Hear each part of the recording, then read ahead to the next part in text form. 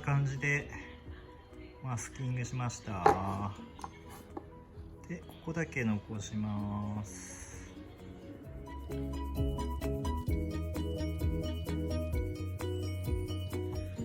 こんな感じで切れました。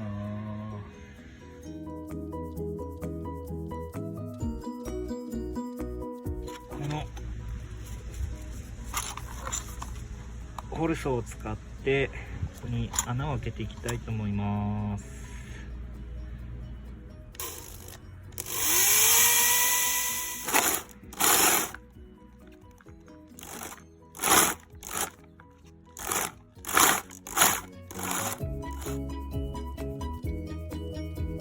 そしたらここカットしていきます。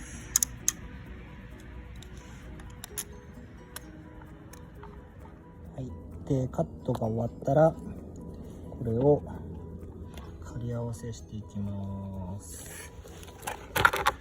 こういう感じです。